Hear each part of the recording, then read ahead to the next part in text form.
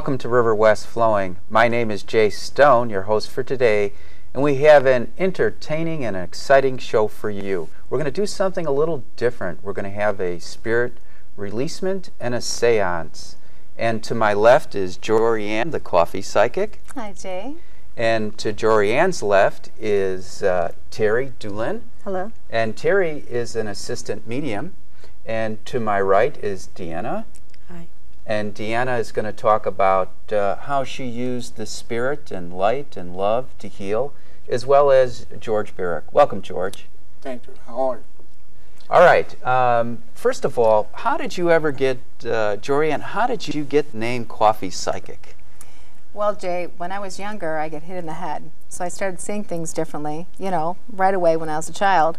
Mm-hmm. And somewhere around, I don't know, it was in my late 20s, my sister-in-law's cousin, who's Hispanic and psychic, she showed me that in the Hispanic cultures, they take a black cup of coffee, pour cream into it, and they see images. Mm-hmm. Well, I used to drink 30 to 40 cups of coffee a day. So, Do you have attention deficit disorder, by the way? you know, I sometimes think I do. Because caffeine stimulates the prefrontal cortex, which is associated with ADD. That's the only way. Really? Yeah. We'll talk after the That show. explains everything. Yeah, we'll talk after the show. Okay. So tell us more about your journey of a coffee psychic. So how long ago are we talking about you started looking into the coffee? I've been doing this work for 25 years. Mm-hmm. And I started out using the cup of coffee because when I poured the cream in there, if I saw somebody having a broken leg, I'd say, well, I see a broken leg. And they say, oh, I either had a broken leg last year, or they'd call me up as soon as they broke their leg.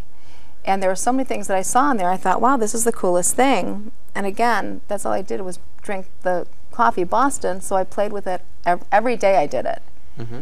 And from that point, my mediumship started opening up, my clairaudience, clairsentience, you know, the things that I... Well, our audience may not know what those terms are. Why don't you explain what mediumship is, clairvoyance, clairsentience means? Thank you. Okay. Looking into a cup of coffee is called scrying. When you look into a flat surface and you look at the and you see the images on the top of the surface, so that's the art of scrying. Mm-hmm. And that's what the coffee became for me, like a crystal ball. Mm-hmm. Then I'd start hearing the voices, the spirits talking to me. And do they belong to any particular people, like any angels, guides, the voices? Well, are you able to identify them? Well, now, you know what? I just get them as I have names for my spirit guides. They gave me their names. Mm-hmm. And I know that the Archangel Michael is with me all the time. Mm-hmm. How do you know that? Because I've seen him. Okay. I've had Mother Mary come into our seances. Mm-hmm. I've had Elvis Presley appear a couple times. So when I do a seance, there's a lot of really weird and unusual and strange, wonderful experiences that happen during the seance. Well, I hope that happens today.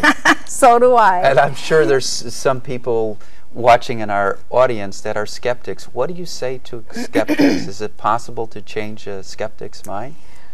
Yes, because I was a skeptic. Mm-hmm.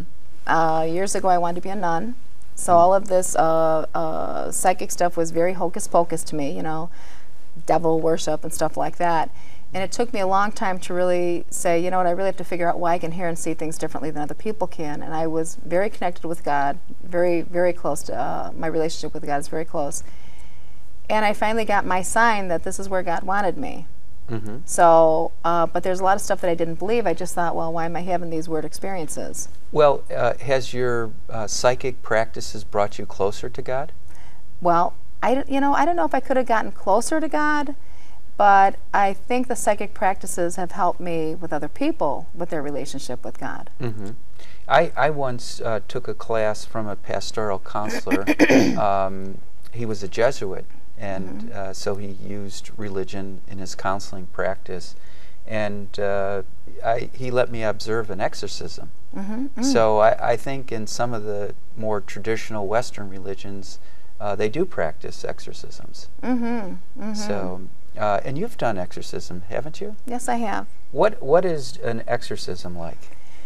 What occurs in an exorcism, which is a spirit releasement, is when the spirits that have left their physical body, some of them are not fully at peace. So they'll linger around the earth plane, the astral planes. And sometimes they'll attach onto another person that's got a break in their energy field, or maybe they've been sick, something like that happens. And suddenly, their own life force energy is being drained by this attachment. Mm-hmm. And it impacts them physically, mentally, spiritually. So what you want to go in to do is you want to go in and communicate with that attachment to let them know that they are dead and that they should not be attached onto this person because they're impacting that person, and that it's okay for them to cross over. Mm-hmm. You know, so we can let this other person heal and resume back to their normal state of health. Can you give me an example where you've done a spirit releasement where somebody's been able to be helped? Positively. We have Deanna here tonight. Oh, great. Yes, Deanna came tonight. We had done a spirit releasement on her daughter, and if you don't mind, she can share with you some of what happened after that. Well, I think, what happened before, as far as her, when my daughter was about 12, she had a serious illness where she had a high fever for a short period of time, to the point where she started hallucinating. Immediately afterwards, she started to show bizarre behavior. One time she disappeared, and when the police picked her up the next day, she didn't answer to her name. She could not tell the police where she lived, and when the police brought her back, she didn't recognize me. Mm-hmm. And we had continuous problems until she was diagnosed with bipolar depression. Mm-hmm. Which meant blackouts, where sometimes she had memories of her childhood, sometimes she did not. And very often, one time you'd be talking to one person, and then at another time you'd be talking to someone else who didn't remember. They had two separate sets of memories. She had two separate sets of memories. Did she have two personalities to go along with the two? Oh, definitely, definitely. Very often when I would see her, I would see it happen, is that I would be talking to her about some book she'd read, and then all of a sudden I would be talking to someone else who didn't remember the previous conversation. I've actually had another friend who had a similar problem where the son disappeared from college, and she finally tracked him down through his credit cards in Seattle and couldn't remember. Tell our audience about the spirit releasement and how it helped your daughter. Well, we'd been going through this for about 20 years with her. And when Jorianne did the spirit releasement on her, after that there was gradual over the months, over about a period of 4 months, a completely different, the blackouts have disappeared. She had problems with alcohol, which she no longer has. Which is a real problem for somebody with bipolar disorder. Oh, definitely. It affects the moods. Also is that she usually could not, she would go days without sleep. Mm-hmm. And now she goes to bed at a normal time. It has had no problems since the releasement of, and it's talking to, and the wonderful thing is now I talk to one person. Mm-hmm. I don't know whether I'm going to call her and there's going to be somebody else there. Mm-hmm. So it's been an incredible experience. Okay, so what occurred during the spirit releasement? What did you see in Deanna's daughter? Well, now that makes it very interesting for me, Jay, because when I'm in trance, I don't remember a lot of stuff. Mm-hmm. I know, because we had been talking, there were 3 entities, 3 attachments that were on Deanna's daughter.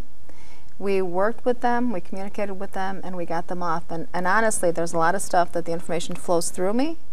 I don't remember a lot of it. I let it go, because I don't need to remember the information. Mm-hmm. Okay. Do you remember the spirits? By the way, do you record? I'm a hypnotherapist, and I always record my sessions on a DVD and give my clients a copy of the DVD, and I don't keep any for myself.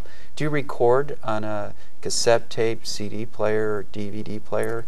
Yes, I do. I record every session, and sometimes we also capture spirit voices, EVPs, on our tapes, so that even makes it more interesting. But my daughter also was there that day. She's my assistant that works with me in exorcism work, and she also had partaken in the exorcism with Deanna, with Deanna's daughter.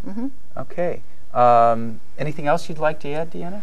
Well, the difference in the personality, I don't think that many people realize is that with bipolar disorder, it may not be actually a psychiatric problem, but a metaphysical problem. And that probably the fact that medication and all these different things do not work with them for long periods of time means that that people need to try something else, you know, move out of the box, the medical box, so to speak. Yeah, well, I've been on staff at a medical clinic. I've had hospital privileges, and I caution people, you know, because I work with people with anxiety, panic attacks, depression, bipolar disorder, and you know, I believe nobody should change their medication unless physician directed. Oh, I know that. I'm just saying, is that very often, is that try something else too. Oh, I agree. You know, my patients that do the best are the ones that are using multiple modalities. And so what we do is complementary. And the word complementary medicine, and complementary means to complete and perfect. So this metaphysical work, the spiritual releasement work, complements and perfects traditional treatment, and traditional treatments complement and perfect the work we're doing. Yeah, she is on medication now.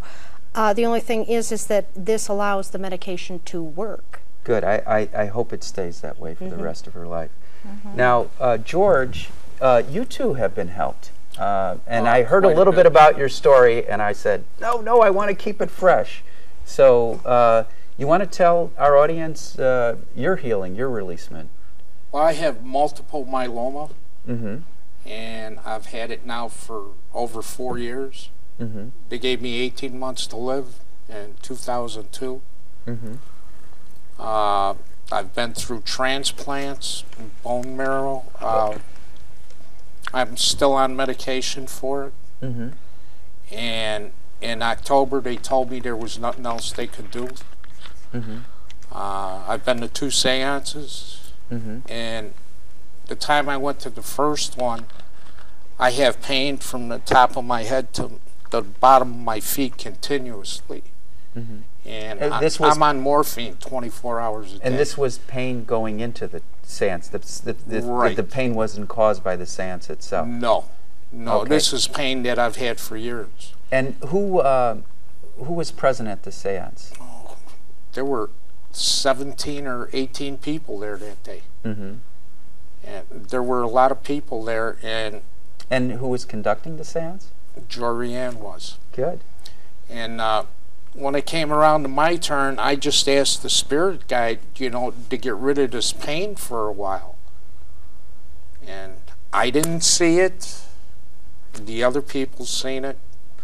Okay, there was a white light that came through her ceiling and came through my head and out my feet. And after the seance, I got up and walked out of there with no pain at all. And what was the first time you were out of pain? Right. And in how many about years? 3 years, 4 years. And are you in pain now? Right now, yes. Okay. Are you taking morphine for it?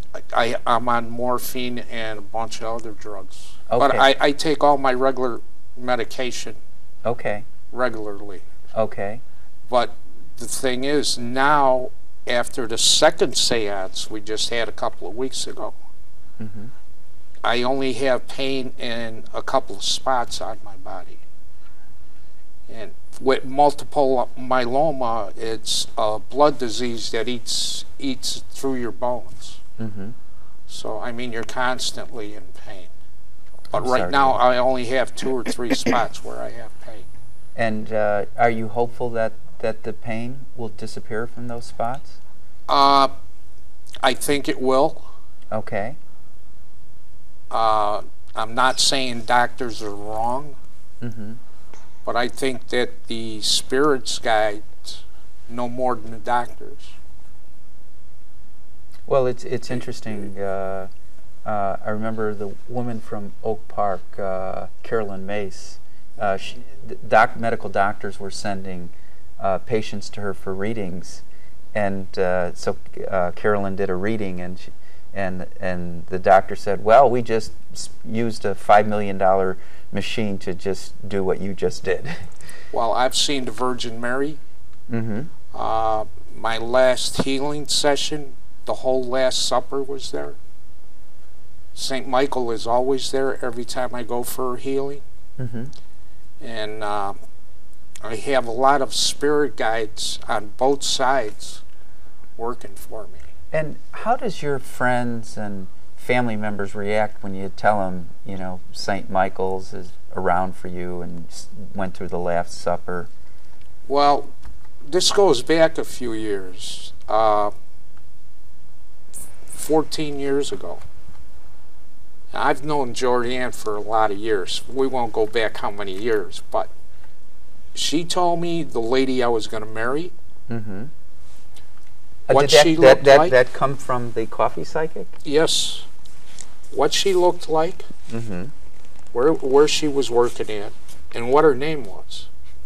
And how much prior to meeting your future wife? 2 years. Mm-hmm. And Good job. Thank you. now it's like we've been together now almost 14 years. Oh, that's great. You know, and Jordan's told me a lot of stuff through my life. You know, when she was doing channeling and everything else, and everything she's told me has always came out right. Excellent. And at the last seance, everybody's seen this bright light, the aura around me. Mm-hmm. And I just wanted to get rid of more pain, because when I went in there, I had pain from the bottom of my skull Mm-hmm. all the way down to my tailbone. And I haven't had pain there since. Good. Good. I hope it continues that way. You're an inspiration. Thank Well, you. I Thank you hope for so. coming on Everything TV. else works, so. Good. You know, I want to mention one more thing, Jay. George called me up, I think it was yesterday, and told me, you've got to see my test results. Oh my God, you've got to see my test results. Mm-hmm. So, can George mention that? That was sure. just amazing that they Sure. were. What did your test results show? In October, they told me there was nothing else they could do. Mm-hmm. Okay, my protein level, which shows how much multiple myeloma you had, was like at 28 or 2900 almost. Mm-hmm. And what is normal? Normal is usually in between 500 to maybe 1500. Mm-hmm. So it's more double, triple, quadrupled? Well, when I was first diagnosed, I was diagnosed at over 9,000. So it's coming down. That's a good trend. Well, yeah, but it comes down and goes back up. It was on its way back up in October, and that's when they said I couldn't have any more transplants, Mm-hmm. stem cell transplants, or anything else. There was nothing else they could do. As of January, my IgG, what they call for the protein level, okay, I've had 3 healings already, okay, is now down to 1900. Congratulations. So, Well, let me ask you, before the show when we talked, you said something that I feel our audience needs to hear. You were saying yesterday how you were driving home from Rush Hospital, right. and then you went through the Dan Ryan, and it took you 2.5 hours to get home, and it just didn't bother you. Has having a life-threatening illness changed your attitude and the way you view yourself in life? Totally. When they tell you, you know, there's really nothing they can do, there's no cure for it or anything, it's like, okay, you have to deal with it. Mm-hmm. And my outlook now Yeah. is, as long as I wake up in the morning, nothing else matters. Mm-hmm. And if I don't wake up in the morning, nothing else matters. And I try not to let anything bother me anymore. Excellent. Because the only thing, you know, I'm mainly concerned about is waking up. Mm-hmm. Do you find that people treat you differently now since your attitude and view of the world has changed? When I tell people I have terminal multiple myeloma, they can't believe it. Mm-hmm. They can't believe it. Well, you know, the famous physicist Stephen Hawking has lived like 28 years with the Lou Gehrig's disease, ALS, and you know, I hope you set a record for your disease and live Oh, I many, will. many years. I will. I will live to be 104. I know that for a fact. Okay, believe me, I'm not doubting you. Terry, is there anything you'd like to add? Have you been going to these seances? On and off since forever. When does forever start? Well, we don't have to get into past I was lives. going to say, yeah, okay. I don't know, 20 plus years? Mm-hmm. Yeah, 20 plus years. So you kind of grew up with this. Mm-hmm. Yes, I did. And did you find that you were a little different than the typical student at your school? I am different from everybody that I know, but yes, absolutely. From school and growing up and different beliefs and outlooks on life, absolutely. And now well, one of my favorite authors and public speakers is Doreen Virtue. She's a psychologist, and then she's just given that up and just psychic readings, and she's got like 10 million books in print. But Doreen is a 4th generation psychic, and so are you a 2nd generation now? Would you consider that? Slightly, yes. Yes, I would. And then your children, do you know that they have the gift? Oh, God, yes. Yep, my son, my daughter, my nieces, my nephews, yeah, pretty much the whole family's been touched in a way. They really have, and everybody has a different gift as well. Now, Jorianne, does everybody possess psychic ability, or are some people blessed with better aptitude than others? I believe, Jay, that everybody has their psychic abilities, and it's really a choice on their part if they're going to go ahead and really use it. Some people are afraid of it, they haven't experienced, they don't know how to interpret it, so it may scare them, they might shy away from it, and other people embrace it. I mean, I was frightened out of this field at least 5 or 6 times. Really? And how long did you leave the psychic arena for? Oh, just a little bit until there was another ghost in the hallway, or the miracles. I mean, this is like having miracles happen every single day, you know, and looking at it and going like, wow, I can't believe that happened. Or I asked for that parking place, and there it was. It's just like, wow, cool, thanks, God. Well, you used the word miracles, and at Rush Hospital, there in the transplant unit, there's a sign where miracles happen. Oh, yeah. And I think wherever people are, miracles can happen, provided you're open to it. Now, I visited your website after I found out I was interviewing you, and I was excited about it. And I understand that you do several radio shows. I do many radio shows around the country weekly. I've been with Jonathan Brandmeier since 1992. In our Chicagoland area, Kevin Matthews, Eric and Kathy, Melissa Foreman. I've been on the TV show Sightings, Unexplained Mysteries, doing paranormal investigations. What did you do for Unsolved Mysteries? They had flown me out to 3 different locations. They had flown me out to Reno, Nevada, and there was a haunted Indian school area. And these little children had been really... When you say Indian, Native American? Native American. Firstborn Yep. Americans? Positively. Okay. And they'd had schools where these people were taken and kept there. And there was a teacher, a master, that was totally mistreating, really abusing these children. And their spirits were still trapped there. And it was just really a very emotional, very upsetting experience. And you were filmed while you were working there? Yes. Now the fun part, Jay, is when I go to do a paranormal investigation, the dead people normally wake me up in the morning and like introduce themselves to me. And there was this little boy that came to me and was going like this, come on, come on, come on, come on. And I'm like, okay. He goes, no, come on, come on. And I'm like, okay. So I got dressed and I went to the site that I was supposed to meet the cameraman at and stuff, the Indian school. And they were filming this little, it looked like this little Indian girl dancing around the front yard, and I went to one of the people. I said, now that's wrong. I said, because that's supposed to be a little Indian boy, because he came to me this morning. And she goes, oh no, that is a boy. They keep their hair long. And I was like, oh, you're kidding me.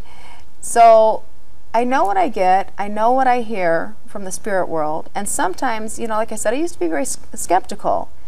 So sometimes I used to even check out the information my spirit guides were telling me to make sure it's like, okay, you guys, you know, okay. And now I'm just like, I just totally listen to what they say, and I go along with what they tell me to do, because I know they're right, and I know that they're guiding me. What happens if you have like some bad news for a person or bad news for a business or place? Again, my motto is to be forewarned is to be forearmed. When I do my work, I pray all the time, God, please give me information that's either necessary or pertinent for that person to know. So would you say finding out that I possibly could be in an accident is bad news, or would you say, whew, thank you, God, I'm able to avoid that, or pray on it and make it be lesser? I mean, how you perceive it being bad news is something that, you know, it's up to each individual person. Well, once I'm not a very good palm reader, or I don't do it very often, I should say, but I looked at, somebody asked me to look at the palm, and I saw that this person had a health challenge, possibly a life-threatening situation that could end very soon, within a few years, and I didn't say anything, and that person died like within 2 years. And so I wonder, had I told that person, would he have used those last 2 years of his life differently? So, you know, I've never kind of resolved that for myself. That's a great question, because I had to struggle with that myself. The two hardest things I had to deal with was telling people about death and telling people about fire, until I had my own fire. Because I kept getting the readings, it's just like, wow, you're going to have a fire. And another psychic told me, wow, you're going to have a fire. And then I knew I was going to have a fire, so I had my home security system put a fire alarm in the house 2 weeks before my fire, which caught my fire, which saved my house. So where's the bad news? Do you know what I'm saying? Yeah. It happened, but we were able to save it. So, and I had a Well, you had something very concrete that you did. You know, Yes. installing a fire alarm was something you could do, but I wasn't Yes. getting anything further than a life-threatening illness. But having had a near-death experience, you know, and going up to the light and being told, go back, it's not your time, Yes. you know, part of me knows that when it's our time, it's our time. It's our time. Yeah. And the other question I'd have for you, Jay, is death really a bad thing? It's not a bad thing in any way, shape, or form. No. I heard a rumor. None of us are getting out of this thing alive. Yeah. Okay? And we all came from God, and we're totally all going back to God. Okay. Well, let's talk about the spirit releasement, because I assume that when you release a spirit, it helps the person that has had the spirit releasement to move closer to God. Yes, and it helps them get their physical health back, and it also helps the spirit that was lost and stuck on somebody. So we're going to do the spirit releasement soon. Is there anything you'd like to say or add about spirit releasement? Actually, I don't know that it might not be for everybody and everyone. It's something, again, like Deanna, some people will finally go to it as a last resort. Maybe it is something else I should try for my child or somebody else, just to give it a shot to see if it's something that impacts the person. Well, I've been to some conferences where spirit releasement was taught, some hypnotherapy conferences, and the people that taught spirit releasement were high ethics and high morals. In your opinion, what makes someone skilled at spirit releasement? How could someone find a person who has knowledge and training in spirit releasement? First off, set your intention to go out and find the person. And like you said, the high morals, the ethics, that's very important. Do people want to learn how to do it themselves? Which everybody can actually learn how to do a clearing on their own bodies, keeping themselves like a self-cleaning oven every day. But then to look for a good hypnotherapist that's had the training, because basically I'm also a hypnotherapist, and that's where I learned the skill. So, but by looking at the hypnosis conferences, they probably find somebody that's really good there, and look for a reputable person. Okay. We are going, or not we, I should say, you are going to do the spirit releasement of a 17-year-old male. And now, do you have to ask permission to do this, or do you do that once you're in a trance? And I'm going to hypnotize you. Yes, you can. And then we're going to take it from there. Yes. Okay. Now, I use a nonverbal hypnotic technique. Let me grab a thing of water here. Sure. Have a sip of water. Do you have any problems with your neck, shoulders, arms? No, not really. Not Okay. really. Because I'm going to touch you a little bit. If you can just slide your chair back for Excuse me, me. please. And when the spirits start coming into my body, many times I start clearing my voice. Yeah. Oh, and then if Bill, I'm holding up a. If you can just zone in on this. There you go. And you're going to tell me where you see things, and I'm going Yes. to put it on this, and then one by one we're going to do the clearing. That's correct. And the clearing, removing it from the body, or you also talked about the aura. That's the releasement. Yes, and many times when I'm doing this clearing work, you know, this is the process that we follow right here when Terry and I work together. And sometimes the spirits, when we are directing our energy to the attachments that are on the body, they may be speaking through me. So then you will be communicating with them, and we follow that. Good. And you know, well, I should add, this is the first time we're working together. It is. And you also referred to this as, well, on the outline for remote depossession. Yes. Now, explain what depossession is and how is it possible to do it remotely? Okay, depossession is the same as spirit releasement, and it's remotely done because this person is not in our presence. So it's not like a hands-on healing where I'm physically touching somebody's body and saying, you know, or talking to that person or whatever, or balancing the energy.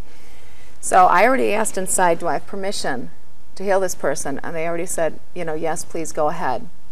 So this person is in, oh God, I don't remember what suburb they're in right now. I know what it is, what the suburb is, but they're there. New Lenox? Close enough. Okay. And so what happens is I will go in, scan this male's body, and whatever I see inside, I will tell you where to mark that down, so then you can go back and say, okay, we'd like to talk to is it a spirit on the corner of his shoulder or whatever I say, and can you tell me what your name is, who are you, where are you at, you know, when did you die, how did you come to this person's body? Okay. So, well, let's start the hypnosis. Now, do you know much about nonverbal communication? Pretty much. Okay. If a policeman goes like that, what does that mean? Stop. Policeman goes like that? Come. All right. A priest or minister goes like that? That's glory to God. Okay. Priest or minister. Amen. Priest or minister goes like that. Okay, be quiet, shut up, and sit down. Okay, good. Don't make any noise in this mass.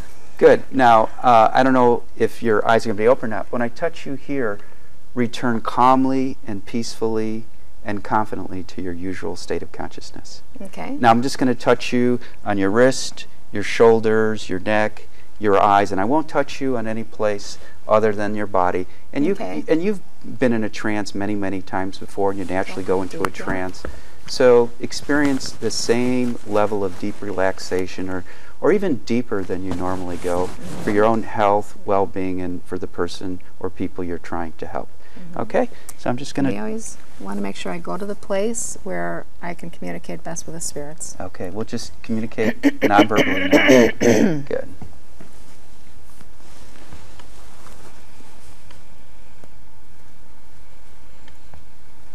Leave that arm up there. There you go.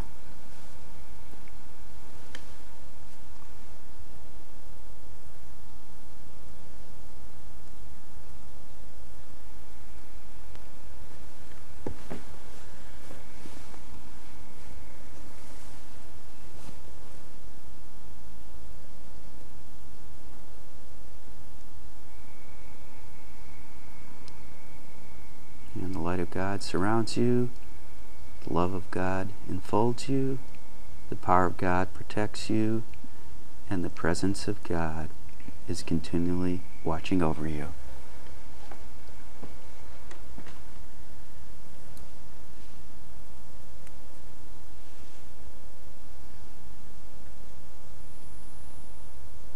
Excellent.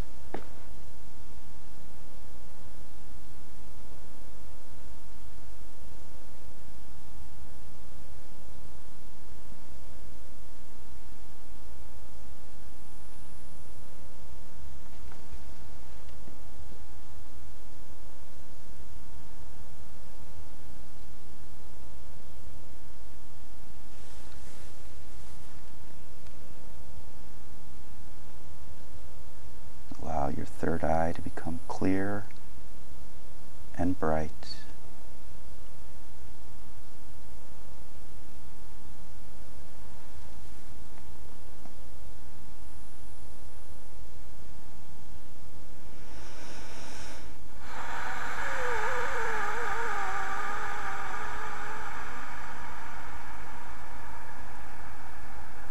Excellent breath.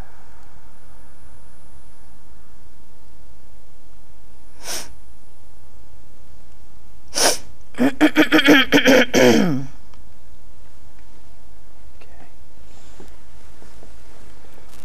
Now ask your inner wisdom if you feel safe to do the releasement. All is well. All is well. Okay. And send some of your consciousness, light, to the 17-year-old male in New Lenox or thereabouts.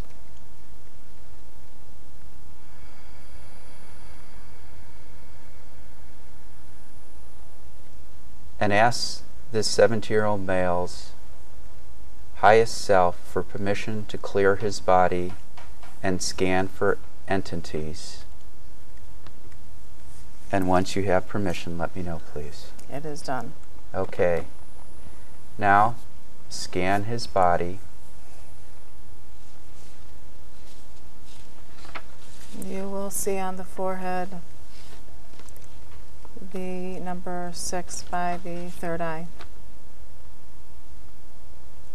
The number 6'5"? 6 Okay. on the third eye. Okay.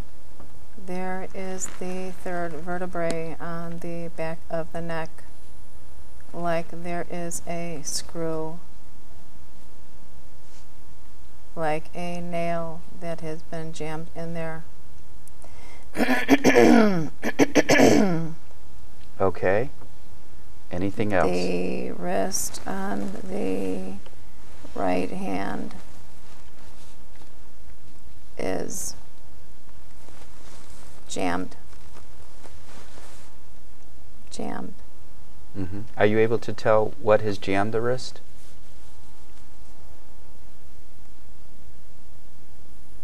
Punch. Okay. And did he throw the punch or block a punch? Both. Okay. Okay. Continue your scanning. Scan for the entities. The toes on both feet.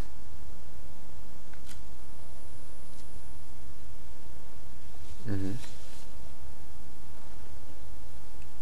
And what are you picking up with the toes on both feet?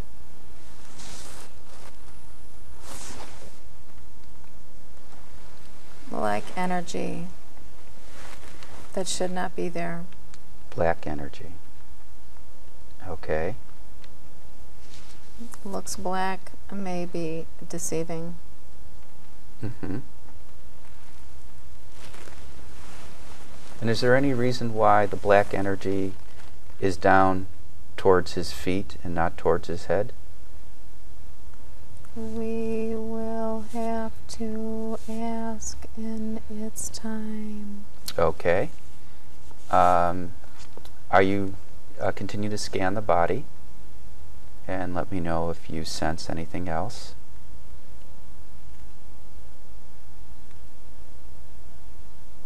The right hip has a spot.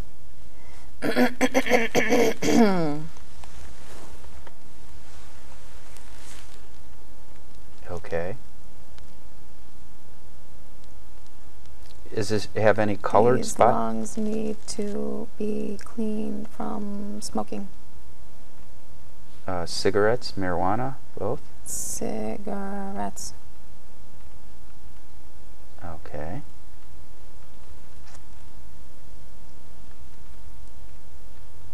Anything else? Inner ear. Inner ear. Right side, left side, right inner ear, left inner ear. Right side.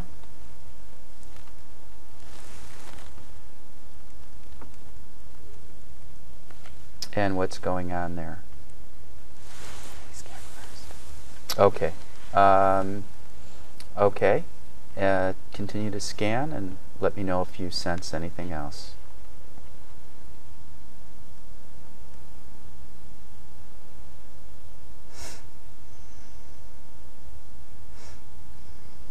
Done. Okay. Now, Jorianne, do I have your permission to ask you some questions about the releasement process, or do you want to continue the releasement? So, You may ask. okay. Are guides with you right now helping?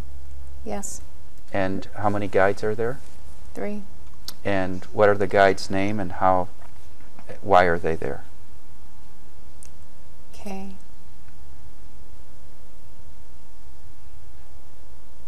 Claire. Mm-hmm. And Master Yin. Okay. Anybody else? Any other? One more guide? The Okay. Archangel Michael. Okay. Okay. And is it common, and I'm doing this for our audience at home, is it common that you would scan the body from head to toe? Is there any significance in the order of the entities that you revealed to me? No. Okay. You just don't want to miss anything. Okay. Okay. And now ask one of the entities to come forward and speak through Jorianne without harming you or the 17-year-old male in any way. Identify yourself and ask the entity its name. You would want to direct it to the specific area on the chart. Which one would you like to address? Okay. Pick one, and then we'll go down from there. Okay. Let's do the lungs. So ask the entity from the lungs that need to be cleared to come forward and speak through you.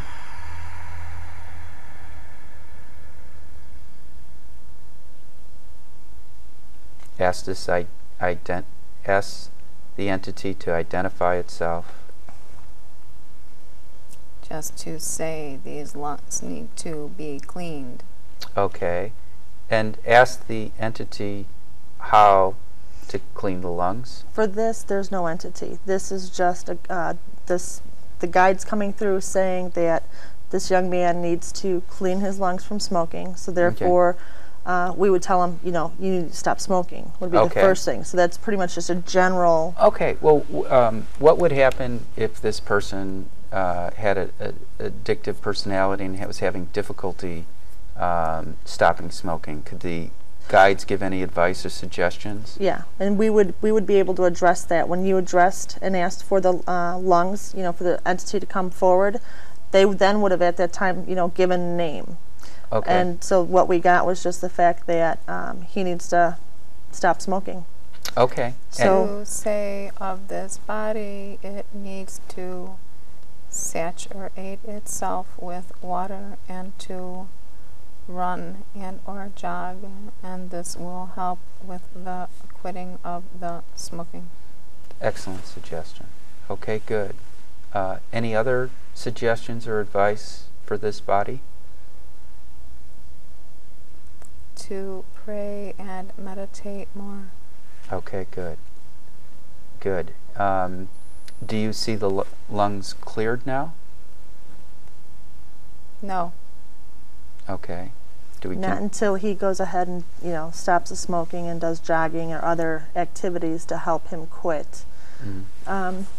Are we able to find out what happens if he doesn't follow this psychic reading? If he continues to smoke? Oh, sure. Okay.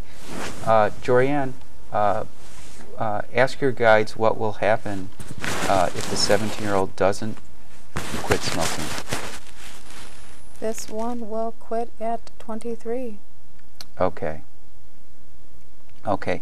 And are there any negative feelings associated with the smoking or any past lives? The insecure ities of being the past life heavy smoker in Wild West. Okay.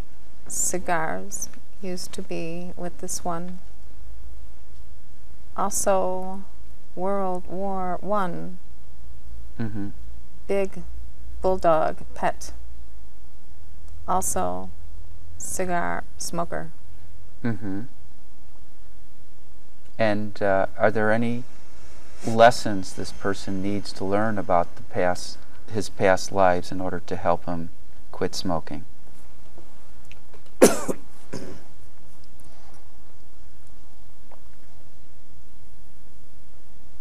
Yes. And what would those lessons be? Many, many lessons still in the process of learning. Okay. Like that of letting go of control. Okay. Is it surrendering to God another way of rephrasing letting go? Of control would be a good way to say that. Okay. Now, is it okay to move on to the jammed wrist? Okay. Yes. Okay. What should we know about the right jammed wrist?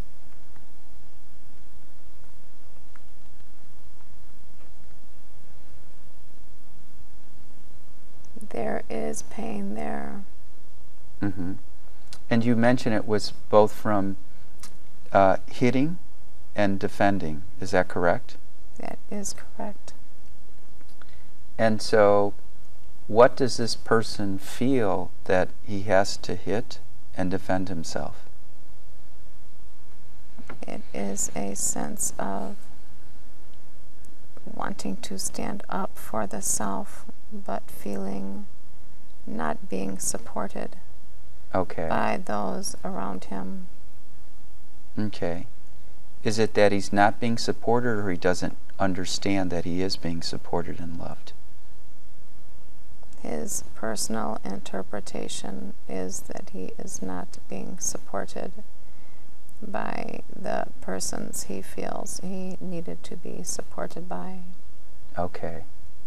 Are there any other lessons this 17-year-old male needs to learn in order to release the feelings of jammed in his wrist? It would be informational to inquire who might be there. Okay. And can you do that now? Can you inquire who's there now? Yes, you may ask to speak to that which is there. Okay. May we speak to the entity that is there? Is the entity willing to speak to us today? Little boy, 6 years old. Mm-hmm. And ask the little 6-year-old boy what he wants or needs. Car accident. He died. Michigan. Left wandering.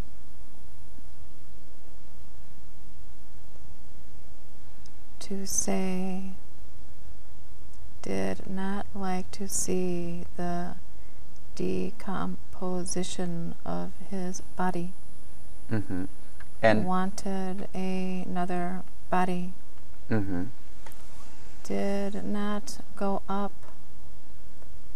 Was walking around by the school area when this one fell on the playground, this one whom he came onto. He hurt his knee, fell on his hand, opened the aura. He came on.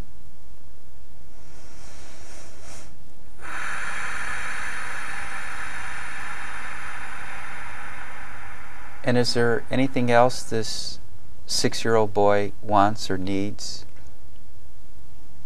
My toys. Okay. I want my truck back. Okay. And could the 6-year-old boy... I want to find my mommy. Mm-hmm. Ask for his name. And ask the 6-year-old boy his name. My name is Johnny. And what's Johnny's mother's name? Mary.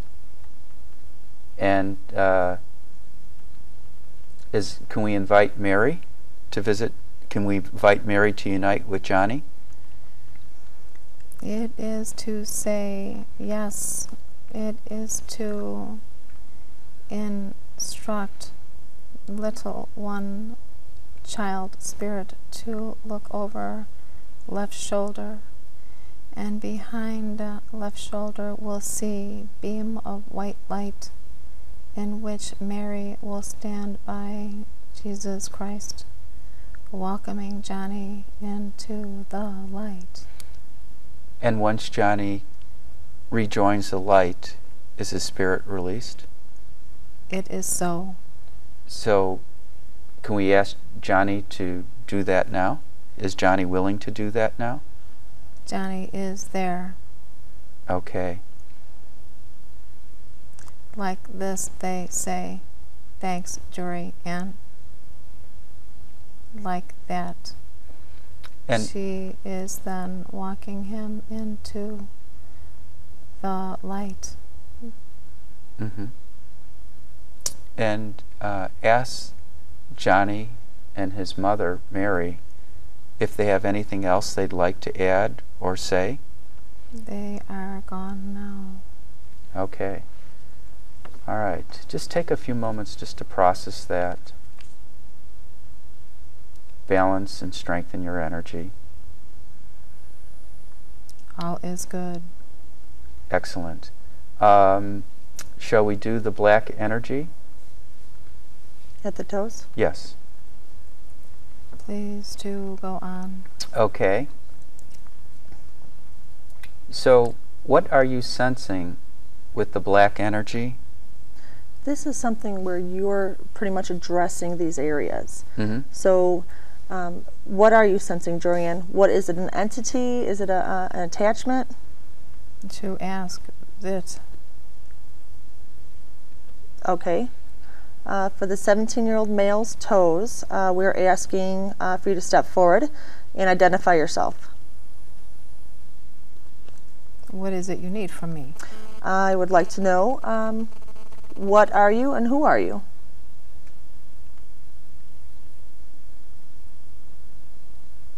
I am not what you think I am. Okay. Well, ask the entity how it knows what I or she thinks it is. Ask the entity. Well, you're asking. Okay. You're taking, the Okay. So ask the entity to tell you. Ask the entity to tell me what is it. I have come with this one for a lifetime. I have traveled with this one before. Mm-hmm. And what happened in the previous travels with this one?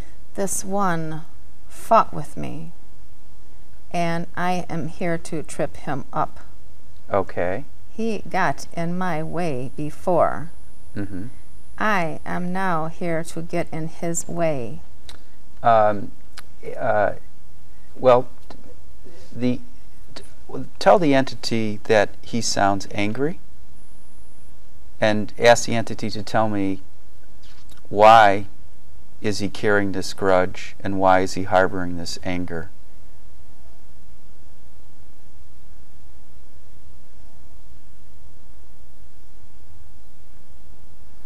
This one is very angry for this spirit who had gotten in his way. He was getting ready to rob a bank, and this one would not let him, and got in his way, and he went to jail, and he said he would get even. Now, just to let you know, Jorianne, that we only have 3 minutes, less than 3 minutes. So, it would be suggested like this, that the Archangel Michael would wrap a net of golden light around this one's body. Okay. And take up all of the entities and energies that reside in this body. Okay. And to transmute them into light and love and get them safely to where they need to be. Okay. And is Archangel Michael willing to do that? Yes. And so ask Archangel to protect the body and take away the energy and fill it with light and love.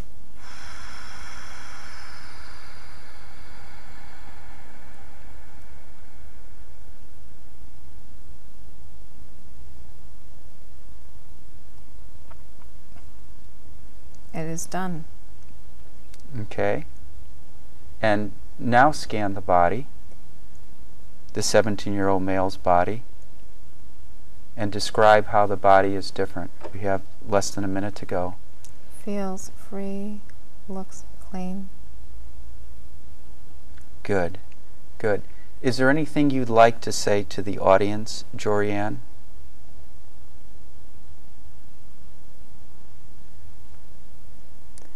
No, just blessings be to people, and to stay centered and clear as much as possible. Can we do like a 10 second blessing to the audience?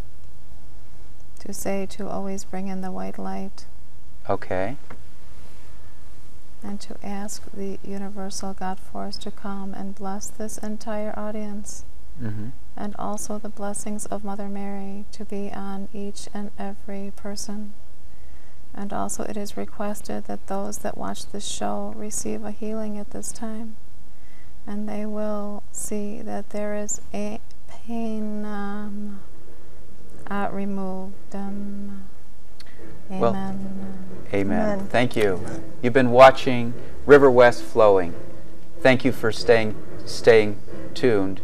And I hope you enjoyed the show, learned something new, and we wish you that healing, the blessing that came through the coffee psychic, Jorianne.